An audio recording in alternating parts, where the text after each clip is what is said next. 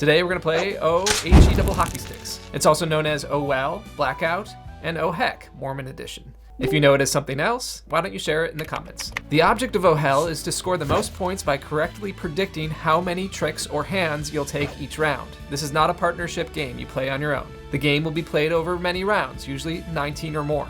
What you need: one standard 52 card deck, pen and paper for scoring, and I also like to include chips or dice to indicate the amount of each player's bid. Gameplay is fairly simple. A player leads with a card and all other players must follow the same suit. The highest ranked card in that suit wins the hand. The cards rank from low to high, 2 through ace. However, each round of Oh Hell has one power suit, known as the Devil suit. And if you don't have a card in the lead suit, you can play any card from that infernal suit claiming the hand outright, provided another player doesn't answer with a higher Stygian card. Stygian means of the river Styx, like hell. Read your mythology, or at least your Lovecraft. Setup. Choose a dealer. Shuffle and deal a set number of cards to each player. But how many cards? That is the question, and one of Oh Hell's great twists. The number of cards dealt changes each round, either increasing or decreasing by one card. Those who know the game also know that there are two ways to play: redemption or damnation. In redemption, you begin at the top, sitting in heavenly comfort with the maximum hand size, decreasing one card each round to the lowest hand size of just one card, and then you climb back upward toward the light before the game ends. In damnation, you begin with a single lonely card, rise out of the pit toward the maximum hand size, then tumble back down to the smallest hand again, ending the game in a close ring where shadows cling.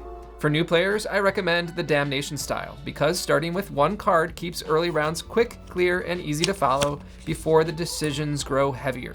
Either way, the maximum hand size for the busiest round should be set at the start. I prefer 10 cards as a maximum. On a shorter game, play 5 or 6 cards as the max hand. But don't trust me, here's what the Hoyle book recommends. Let's play 10 as our max hand. But as we're damned, that means round 1, we all get just 1 card. And round 2, 2 cards. Round 3, 3 cards, and so on, all the way up to round 10, with 10 cards. But the game doesn't end there. Remember, we're doomed to fall back down to Hadestown? So the 11th round, we will get 9 cards, and then 8, and so on until our final round when we have just 1 card again. Whichever player has the most points after this is the winner. I'll start as the dealer, giving everyone just 1 card. After the deal, I flip over the next card to determine the Devil's suit. This card is out of play, and it's used just as a reminder of the Devil's suit this round: spades. Or if you have the official playing game suit decider die, you can just roll it to determine the round's special suit. If you roll the logos, you've earned 10% more luck this round. Congratulations, re-roll until you get a valid suit. If you want your own official die, follow the link in the description. Limited supplies. Before we play, and after the Devil's suit was revealed, we bid, starting clockwise with the player to the left of the dealer. That means you look at your card or cards and tell everyone else how many hands you think you can win this round. Since we all have just 1 card, the maximum bid this round is 1. The minimum bid in all rounds is what you've probably guessed: 0. There's one small exception to bidding though. The total bids can't equal the number of possible tricks. Let me explain that. In round 1, there is only 1 possible trick or hand to be won. So if this player bids 0, this player bids 1, and this player bids 0, the final bid falls to me, the dealer. I can't also bid 0 even if I think I can't win a single trick. So I also have to bid 1. Because if I bid 0, the total bids would have equaled 1, which is the same as this round's maximum bidding. This mechanism guarantees that there will be at least 1 loser per round, which is a fiendishly brilliant game mechanic. Again, I like to have bid markers or chips so that we can all see what our respective bids were. Let's see what happens. The player to the left of the dealer goes first. They put their card face up in the middle, and then play proceeds clockwise.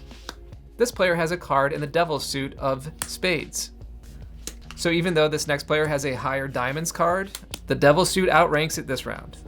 I have a low hearts card, so I would have lost no matter what for not having the lead suit or a higher Devil's suited card.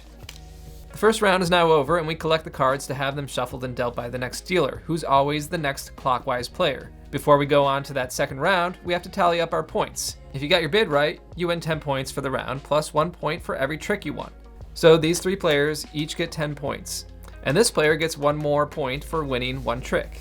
I missed my bid, so I get nothing this round.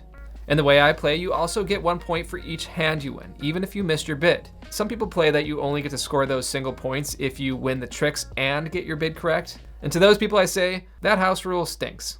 Now let's see round 2. 2 cards are dealt to each player, and we roll the suit decider die again. Its suit is the second round's devil suit. This round's devil suit is clovers. What, you've never heard it called clovers before? That's not true, you just did. Now we all put in our bids. Again, the sum of our bids can't equal the round's total number of tricks, which is 2 for this round. Now the same is true if we overbid. So if each player has bid 1, that's 3. Well, the total we can win is 2. So the dealer can choose to bid over that or under that. They can say 0 or they can put in 1. They'll say 0. The player to the left of the dealer leads, and we all have to follow suit if we can. This player leads with a hearts card. This player doesn't have either a hearts or a devil's card. I don't have a hearts card, so I can play any suit I want. I played this card, which is in the devil's suit, and I win the hand. The player who won the previous hand has to lead the next one, so I play my second card. I lose this hand, but I win my bid of 1 plus the 1 point for the single trick I won. Everyone else tallies up their score and adds the previous rounds to it. So this round I would have 11 points because I predicted how many tricks I could win. I won 1 hand, and winning the 1 hand gives me a point. This player would earn nothing, no negative points, but they wouldn't earn the 10. The dealer won 0 tricks, but their bid was 0 tricks, so they get 10 points. And this player also gets 11 points because they predicted their bidding correctly and they won 1 trick, so 10 plus 1. The next hand repeats with the same process, but with, you guessed it, a hand size of 3 cards. This repeats all the way up until we reach our maximum hand size round, which is 10 cards. Let's look at that. The dealer deals out 10 cards to each player and rolls the suit decider die for this round's devil suit. Now all players should have 10 cards. This is our maximum hand size. Bidding starts with the player to the left of the dealer and goes clockwise. As we've increased our hand size, we've also had to adjust our strategies. And mine is usually to bid 1 or 2 less than I think I can win, because it's far easier to lose a hand than to win one. Another strategy with a bigger hand size is to try to win a lot of tricks if you've missed your bid, because there are 10 possible points to win besides the bidding points. Either way, make sure to show off your 1 tricks like this. After we finish this round, dealer moves to the next clockwise player, and we will decrease the hand size with each subsequent round by 1 card. This next round would be 9 cards. The following one would be 8 cards, and then 7, and so on until we return to a hand size of just 1 card. Once we finish the last round, we tally up our final score. Whichever player has the most points is the damned winner. Strategy. In early rounds, focus on getting your bid right, not winning tricks. And don't get greedy. Overbidding can lead to losing the whole round. Do your damnedest to mess up your opponent's bids. Force them to win when they want to lose, and lose when they want to win. That will make them go over their bids. This is a game designed for spoilers. Don't play nice. Oh Hell's been around for a long time because it works so well, and because you often find yourself missing your bid while saying, oh hell. You play it differently? You probably do. Or just want to say hi? Leave a comment below. Please subscribe, like, and share to help this channel grow. You are great. See you next time on Playing Games.